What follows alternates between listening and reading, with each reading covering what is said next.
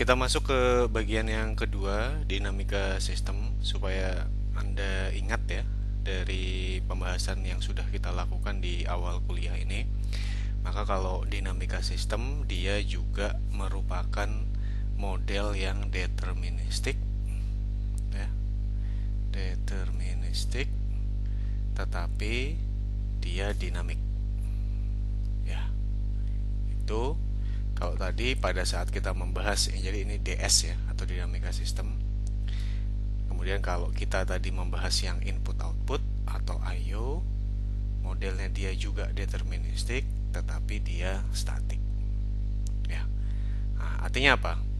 Kalau kita kembali ke kuliah kita yang pertama, maka dia pasti, karena dia tadi dinamis begitu ya, pasti ada evolusi waktu.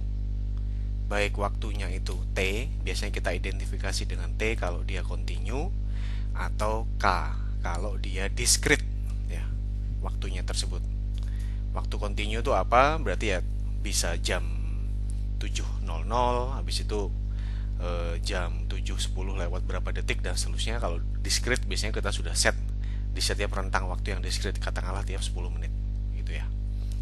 Nah, dia bisa berevolusi seperti yang sudah kita pelajari di minggu pertama, tetapi dia kejadian atau input dalam sistemnya itu dia deterministik. Sehingga yang pernah saya contohkan, kalau kita berbicara di sini ada antrian ya, maka rate atau tingkat yang datang ke dalam antrian tersebut ini tuh deterministik. 10 orang per jam dan seterusnya. Maka otomatis yang di sini juga bisa kita prediksi. Memang ada beberapa kasus begitu ya. Mungkin Anda bisa berargumen, saya pernah menemukan kasus di mana model dinamika sistemnya tersebut probabilistik karena dia menginkorporasi hubungan linear yang diindikasikan dengan persamaan dalam model regresi linear ya. Kalau ada regresi linear ya pasti dia probabilistik. Karena regresi linear sendiri itu kan bagian dari uji hipotesis kalau yang sudah Anda pelajari pada saat kuliah statistika industri dulu. Nah, betul ya. Tapi di sini kita menggunakan kontinum gitu ya, atau menggunakan klasifikasi di mana dia ini deterministik. Nah, apa gunanya dari dinamika sistem? Jadi dinamika sistem itu biasanya dipakai untuk menggambarkan sistem yang sangat kompleks. Kalau Anda masih ingat kuliah pertama, kita punya sistem itu selalu kita modelkan. Karena kalau kita punya sistem, kalau Anda mau melakukan manipulasi di dalam sistemnya tersebut ya, biasanya biayanya sangat besar. Karena ya kalau berhasil begitu ya. Kalau tidak berhasil maka Anda gagal begitu, Anda malah merusak sistem aktualnya. Maka daripada kita punya potensi merusak sistem aktual, mengapa tidak Anda lakukan manipulasinya itu di dalam model saja. Nah, model begitu kita selalu bisa bagi dua. Model itu ada model analitis ya, ada juga model yang sifatnya heuristik atau coba-coba. Bukan heuristik ya, mungkin lebih tepat coba-coba dengan simulasi.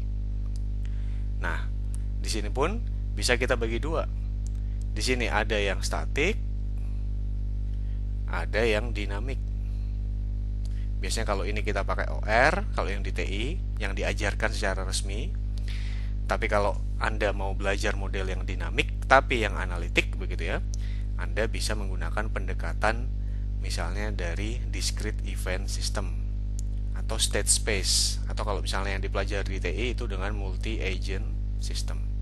Ya, ini dinamik, mempertimbangkan waktu, tetapi bisa dipecahkan secara analitik. Apa sih indikasi bahwa sebuah model itu bisa dipecahkan secara analitik? Anda bisa melakukan pembuktian secara matematik. Jadi bukan dengan percobaan ya, tapi dengan pembuktian matematik bahwa metode yang Anda gunakan tersebut, contoh katakanlah kalau di OR itu simplex begitu ya, atau kalau di model yang dinamik misalnya model predictive control begitu, itu bisa dibuktikan secara matematis bahwa memang dia konvergen, optimal atau apapun. Itulah metode yang dipakai oleh orang sejak zaman 500 tahun yang lalu. Ya, jadi Isaac Newton, kemudian Einstein, Galileo dan segala macam, dia membuktikan beberapa metode yang tersebut tidak dengan percobaan, tapi on paper. Ya, secara formal definisinya demikian. Nah, itu model analitik yang tidak kita bahas di kuliah ini. Sudah kita bahas di kuliah OR1 dan OR2. Nah, simulasi ini pun bisa dibagi dua. Ada yang statik, begitu ya. Ada yang dinamik. Nanti bisa kita bagi dua lagi. Ada yang deterministik, ada yang probabilistik. Ada yang deterministik, ada yang probabilistik. Dinamika sistem masuk ke yang ini. Biasanya dia menggambarkan untuk sistem yang kompleks. Nah, kalau kita lihat secara metodologi, dinamika sistem ya, itu adalah metodologi untuk mempelajari dan juga menangani sistem yang ada feedbacknya. Nah, apa yang disebut sebagai feedback? Coba kita bahas ya. Kalau kita belajar, ini adalah sistem ya. Kalau Anda belajar dari influence diagram, sebetulnya kita kan selalu punya dua buah input ya. Input yang pertama disebut sebagai controllable input atau variabel keputusan, atau bisa juga kita sebut sebagai U ya. Kalau dalam bahasanya orang kontrol. Ingat, pemodelan itu tidak khas TI saja. Pemodelan juga dipelajari di orang elektro, juga dipelajari di orang ekonomi, juga di orang pelajari di teknik mesin ya. Nah, kemudian U ini, jadi U kita sebut sebagai control input ya. Atau kalau di dalam Dallenbach gitu, itu tuh yang lambangnya kotak, atau dia sesuatu yang bisa kita kendalikan. Nah, begitu pula di sini biasanya ada yang lain. Biasanya kita sebut sebagai noise ya. Kalau dalam bahasa yang dinamik, noise itu kalau dalam Dallenbach dia adalah input juga, tapi yang uncontrollable ya. Kira-kira demikian, meskipun tidak sama persis ya, supaya gampang Anda bisa anggap demikian. Dia akan menghasilkan output Y. Nah, karena dia dinamik begitu, ini U juga tergantung T, Y juga tergantung T. Nah, pertanyaan saya sekarang ya. Jadi YT-nya itu kalau di Dallenbach adalah outputnya, yang bisa kita lambangkan dengan yang oval itu, atau kriteria performansi.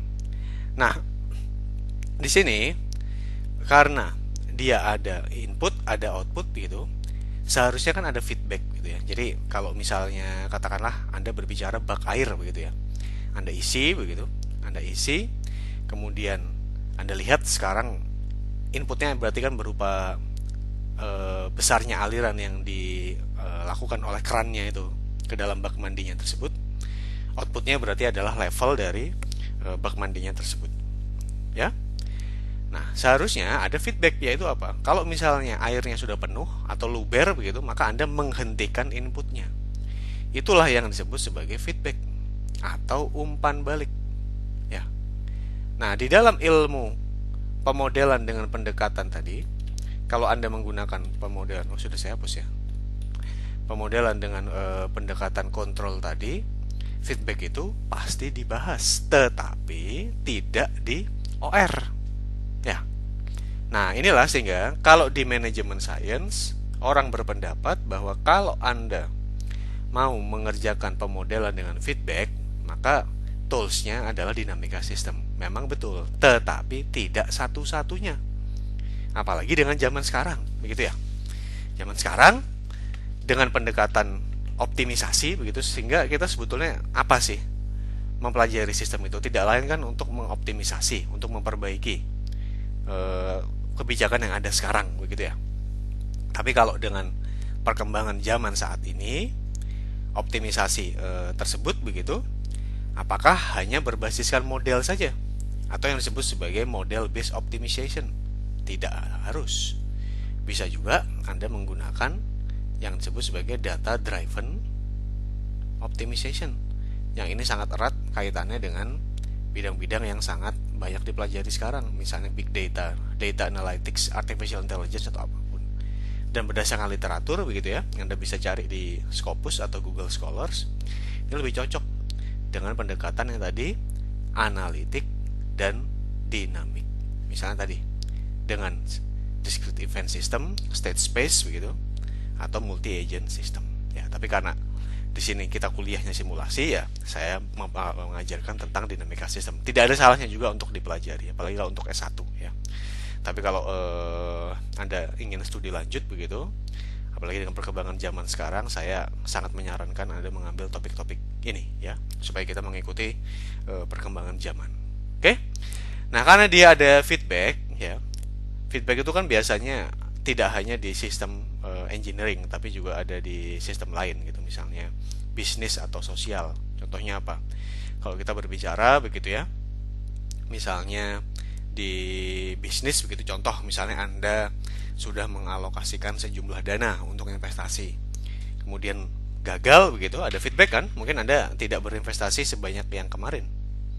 Atau dalam sistem sosial ya, jadi ini banyak juga dipakai di sistem sosial, misalnya gitu ya, kita menerapkan kebijakan, contoh sekarang jam malam, apakah orang makin patuh atau tidak? Oh, jam malam ada di Belanda ya, kalau di Indonesia saya tidak tahu. Kalau di COVID sekarang itu PSBB katakanlah, apa dampaknya? Ya, kalau tidak ada mungkin dihentikan dan seterusnya ya. Nah, tadi saya sampaikan bahwa dinamika sistem ini banyak dipakai karena kita menghadapi sebuah sistem yang kompleks. Nah, apa saja sumber dari kompleksitasnya tersebut? Kompleksitas bisa berasal dari jumlah elemen ya, jumlah elemen atau jumlah kombinasi yang harus dipertimbangkan begitu dalam membuat keputusan ya. Kemudian juga kompleksitasnya di sini bisa berasal dari interaksinya. Kalau interaksinya tersebut banyak begitu, tentu sistemnya juga secara natural akan menjadi sistem yang lebih kompleks dibandingkan kalau interaksinya sedikit ya. Jadi kompleksitas berasal dari dua hal. Yang pertama adalah jumlah elemen yang terlibat di dalamnya. Yang kedua adalah hubungan antar elemen tersebut ya. Nah, dalam hal ini biasanya ya sistemnya tersebut sulit dimodelkan kalau Anda menggunakan pendekatan pemodelan klasik, menggunakan penelitian operasional gitu. Nah, maka di sini dibantu dengan pendekatan dinamika sistem. Tapi ingat ya, dinamika sistem bukan pendekatan analitik.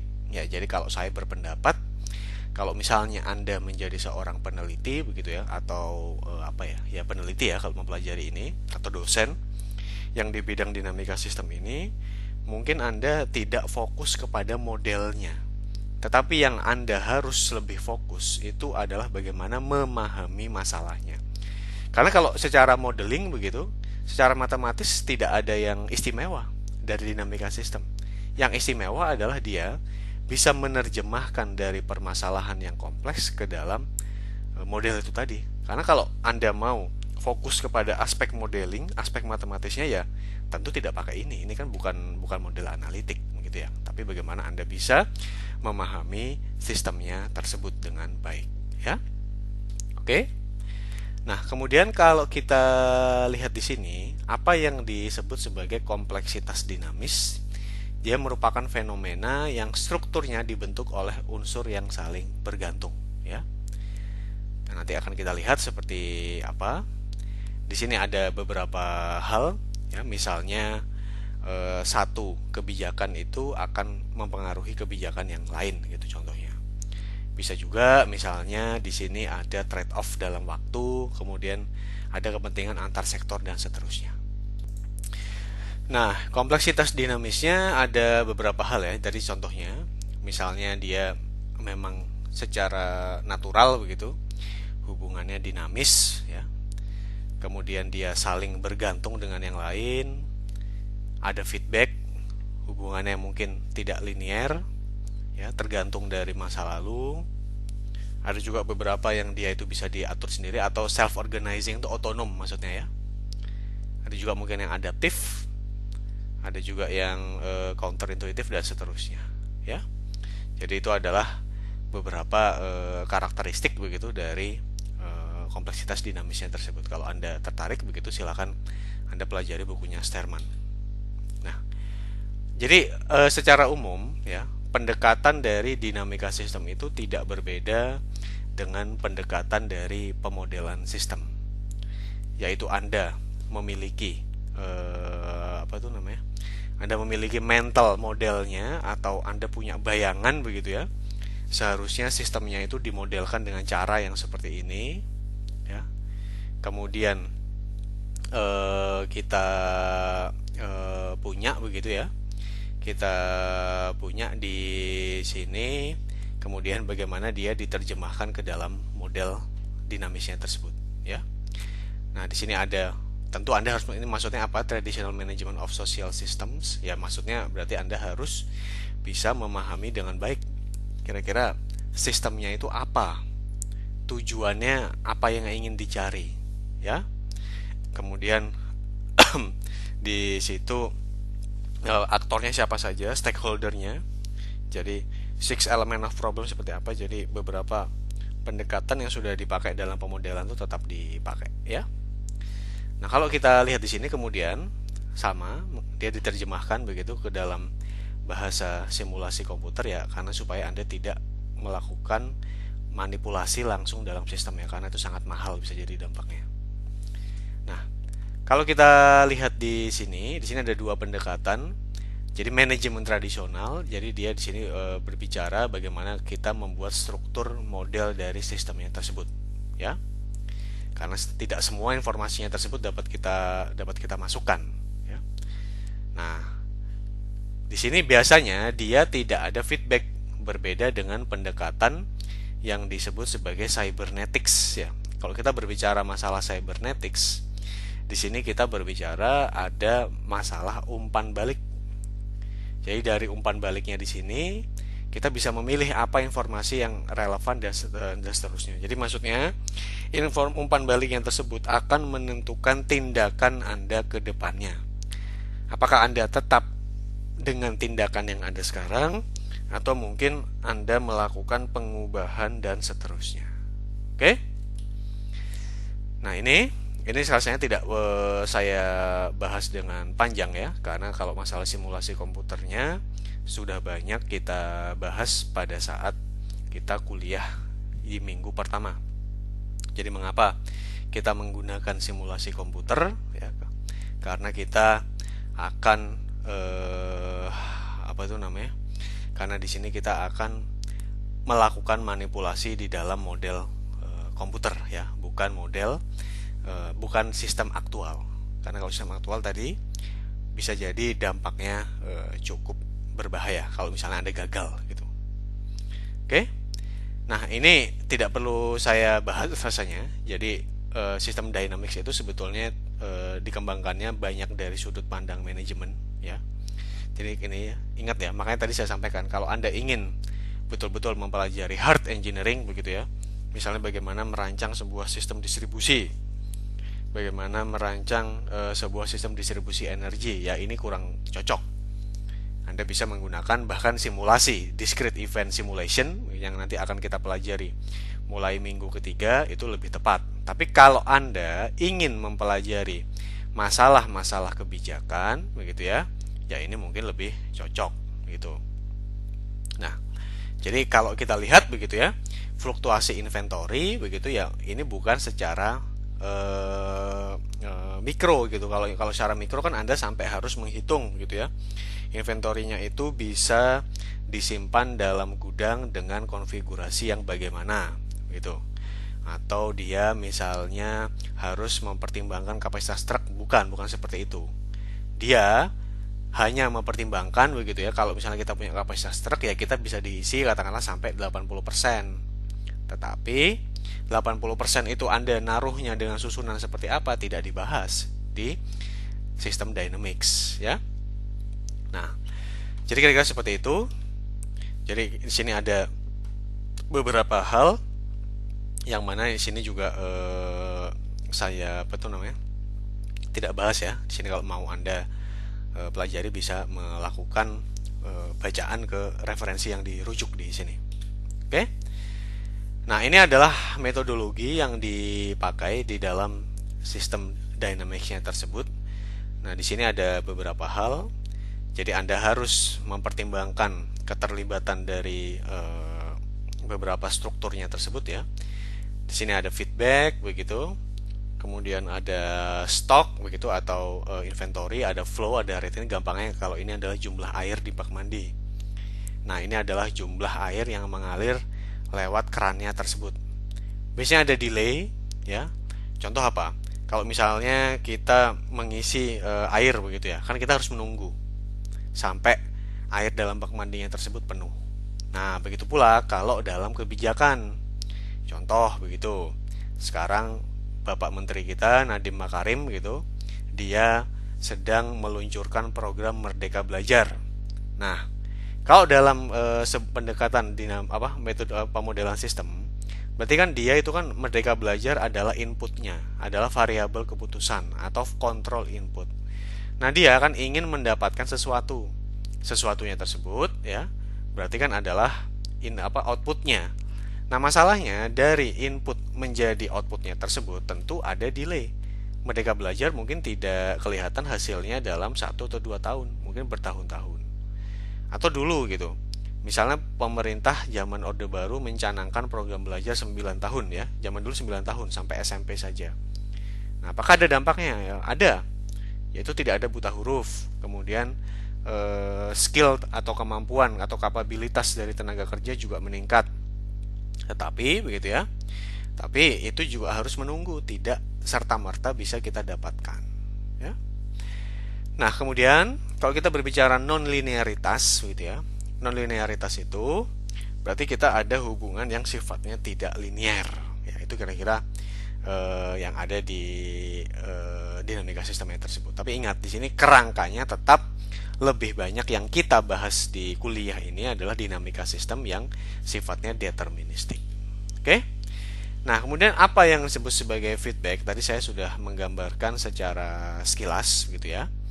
Nah, feedback atau umpan balik di sini dia itu adalah berarti ada sebuah kondisi X begitu yang dia berdampak terhadap Y dan Y tersebut secara timbal balik akan mempengaruhi X lagi ya. Ya tadi misalnya kalau kita lihat begitu ya.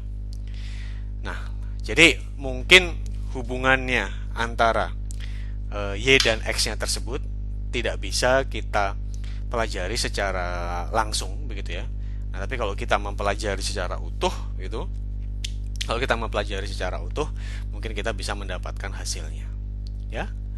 Nah, ada feedback yang sifatnya positif begitu ya. Ada feedback yang sifatnya negatif. Nah, ini Anda bisa ada dua macam begitu ya. Kalau misalnya positif, misalnya kita lihat ya hubungan kausalnya ya. Ada hubungan, sorry ini bukan feedback tapi hubungan kausal ya. Jadi ada hubungan kausal atau hubungan sebab akibat yang dia sifatnya positif, ada juga hubungan sebab akibat yang sifatnya negatif. Kalau yang misalnya dia yang sifatnya positif, misalnya kelahiran itu akan berdampak positif terhadap populasi, ya.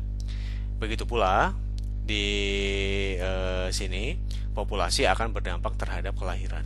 Atau misalnya rate tabungan begitu akan berdampak terhadap akumulasi jumlah uang yang disimpan dalam bank, itu juga bisa. Atau dalam hal yang lain, misalnya kalau kita lihat apalagi ya. Misalnya pendidikan begitu ya.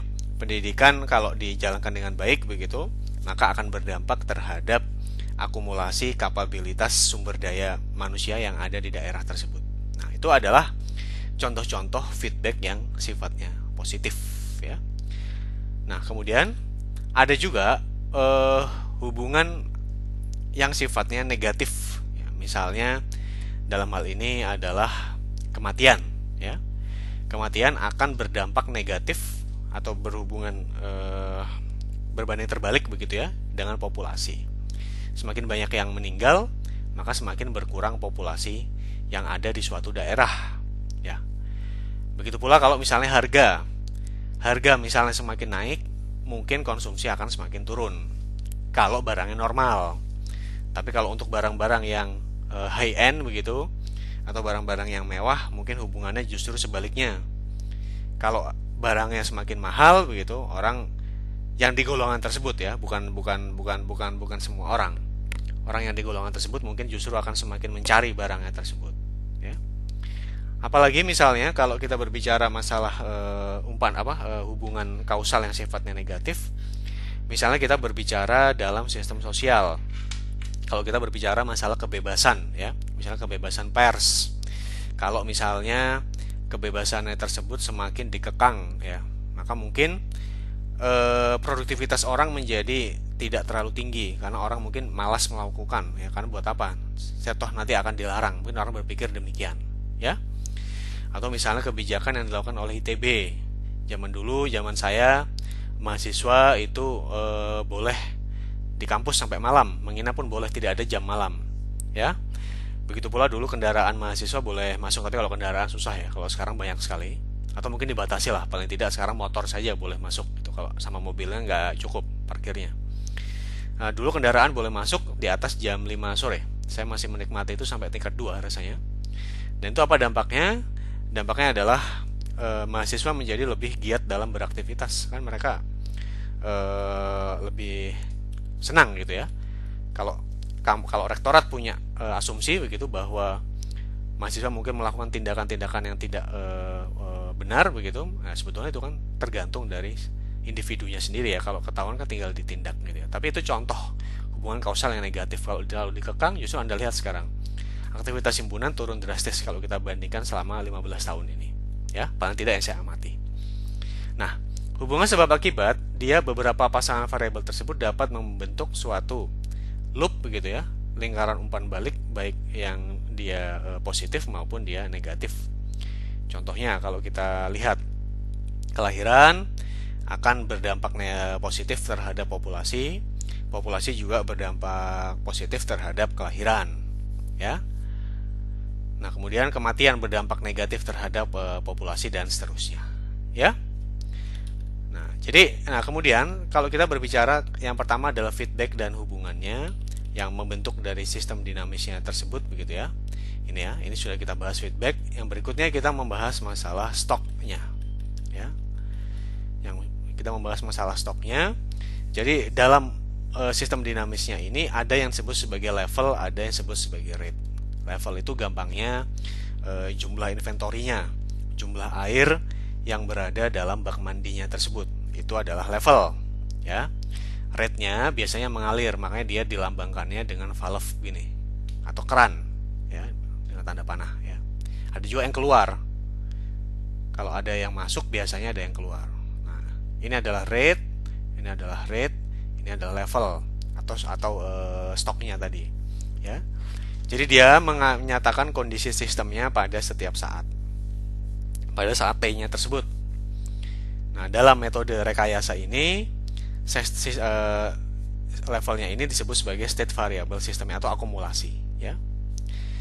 Nah, di sini, ya, kalau kita berbicara dalam sebuah sistem secara besar begitu ya, maka maka rate-nya itu kan sebetulnya adalah inputnya, ya, adalah struktur kebijakannya, adalah struktur kebijakannya yang dia dapat mempengaruhi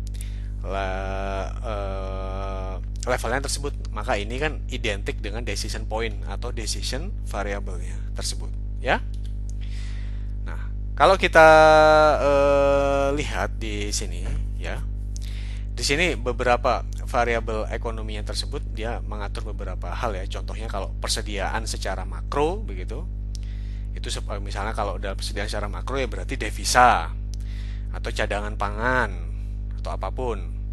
Nah, kalau misalnya rate-nya berarti ya berapa yang dialirkan oleh pemerintah, berapa yang dikeluarkan melalui mekanisme konsumsi domestik maupun ekspor, berapa yang masuk melalui mekanisme produksi domestik ataupun impor dan seterusnya, ya. Itu kalau kita berbicara masalah level dan rate-nya tersebut. Oke. Ini contohnya yang sangat terkenal, tadi sudah saya berikan secara sekilas begitu ya. Ini kita gambarkan bahwa jumlah air di bak mandinya itu adalah persediaan. Nah, jumlahnya diukur pada titik waktu tertentu, ya. Itu berarti di sini dia tidak lain adalah levelnya. Ya, alirannya tidak lain adalah rate-nya. Ya, itu adalah contohnya. Jadi kalau kita di sini ini ada level, ini ada rate. Dua-duanya itu tergantung dari waktu ya. Karena persediaan pada satu waktu tertentu bisa beda dengan waktu yang lain. Begitu pula kalau kita berbicara jumlah yang dialirkan pada waktu tertentunya juga mungkin beda dengan yang dialirkan pada titik waktu yang lain. Oke. Contoh persediaan dalam alirannya tersebut misalnya di sini adalah jumlah kekayaan orang ya. Berapa tingkat pendapatan dan tingkat pengeluarannya adalah rate-nya. Jumlah orang yang menganggur itu juga merupakan level. Nah, kemudian jumlah orang yang kehilangan pekerjaan itu adalah rate-nya. Jumlah modal itu adalah levelnya. Jumlah investasinya adalah rate-nya. Utang pemerintah adalah levelnya, defisit anggaran begitu. Atau defisit anggaran itu kan berarti kan adalah berapa yang mampu dibiayai oleh APBN begitu ya. Berapa yang tidak begitu. Nah, yang tidaknya itu selisihnya biasanya kan kita lakukan dengan cara utang supaya aktivitas ekonomi tetap berjalan. Nah, itu juga kita bisa analogikan itu sebagai rate-nya. Nah, kemudian elemen yang ketiga, tadi kan kita sudah membahas satu feedback, yang kedua adalah level dan rate, ini adalah delay. Nah, tadi saya sampaikan, di dalam model yang dinamis ini, hasil itu tidak kita dapatkan secara instan. Tetapi biasanya Anda harus menunggu. Contohnya, kalau kita ingin melakukan konstruksi begitu ya. Misalnya Anda ingin mendapatkan hasilnya di sini. Bangunannya jadi, ya. Kan tidak serta-merta kita bisa mendapatkan hasilnya seperti di ceritanya Roro Jonggrang itu ya, atau Dayang Sumbi yang ingin membangun gunung. Nah, maka Anda harus mengalokasikan sejumlah waktu. Ini adalah waktu T-nya itu. Sehingga kalau Anda tarik mundur, Anda bisa mulai konstruksinya tersebut. Begitu pula kalau misalnya Anda melakukan proses pengiriman ke dalam sebuah sistem produksi, ya. Di sini pun tidak serta-merta barangnya tersebut langsung sampai.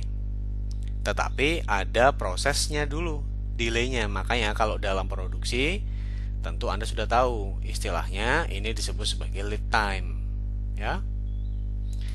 Begitu pula kalau misalnya kita ingin memperkirakan sebuah harga, ya, maka biasanya terjadi delay. Dia harus melalui mekanisme pasar dulu, harus ada transaksi jual beli, harus ada supply demand, baru harganya tersebut bisa dibentuk begitu ya, sesuai dengan yang kita perkirakan.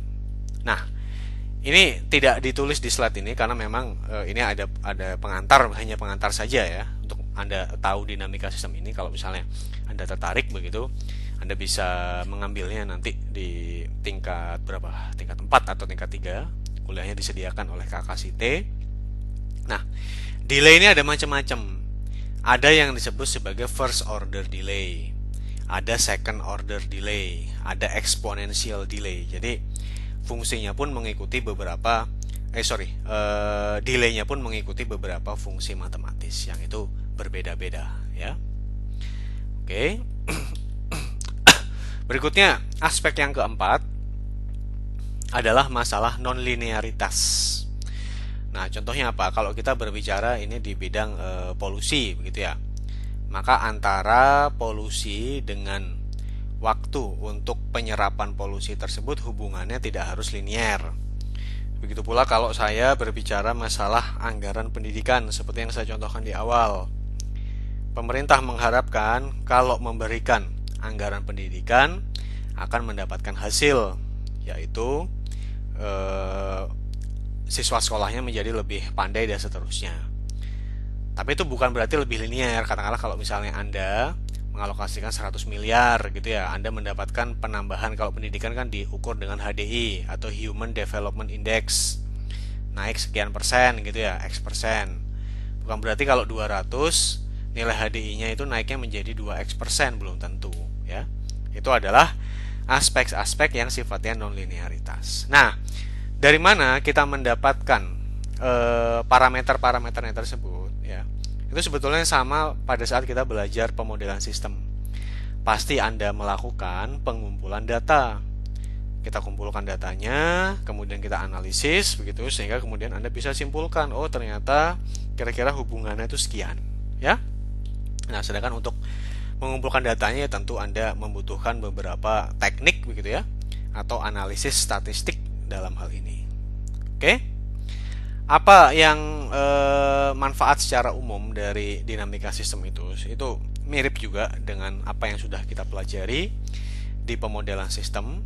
Yang pertama adalah dalam mempelajari sistem yang tersebut Anda bisa lebih mendalam ya. Itu lebih baik begitu daripada Anda melakukan deskripsi secara verbal saja.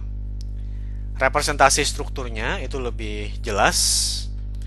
Kemudian Anda bisa memahami perilaku dari sistem yang tersebut dengan lebih baik ya. Kalau kita lihat juga dia merupakan sebuah perangkat praktis untuk melakukan eksperimen ya. Jadi apa sih sebetulnya yang dilakukan di dalam dinamika sistem ini? Anda biasanya mempunyai sebuah set kebijakan dasar ya, yang itu nanti Anda gunakan sebagai benchmark. Nah, kalau kebijakan dasarnya tersebut kemudian kita ubah-ubah, apa dampaknya terhadap hasil ya. Nah, tapi untuk bisa meyakinkan bahwa sistem Anda bagus begitu ya. Jadi katakanlah kalau misalnya kita punya gitu dalam sistem dinamis seperti ini atau dinamika sistem ya. Ini misalnya yang ini adalah kita sebut dari real system ya. Jadi ini adalah T, ini adalah output. Kemudian yang di sini adalah dari hasil simulasi dinamika sistem Anda. Ini dari simulasi model. Ya kalau seperti ini kemungkinan besar sistem Anda atau model Anda itu tidak terlalu baik dalam melakukan representasi dari sistemnya itu. Tapi kalau model Anda mengeluarkan hasil begini ya, nah mungkin masih oke, masih lebih mirip dibandingkan yang pertama. Ini S2, ini S1. Nah itu harus Anda perhatikan. Dan dalam hal ini tidak dilakukan secara visual saja, tetapi biasanya Anda juga melakukannya itu dengan menggunakan metode pengujian statistik. Kalau yang cukup terkenal dalam dinamika sistem disebut sebagai pengujian statistik Tail atau Tail inequality statistik. Ya. Ini ada perancangan sebuah model dinamis begitu. Ini secara grafikal begitu ya, tapi secara prinsip ini tidak beda dengan apa yang sudah saya sampaikan tadi.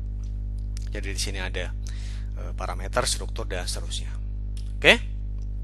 Tadi saya sampaikan ya. Bagaimana Anda bisa mendapatkan data-datanya tersebut?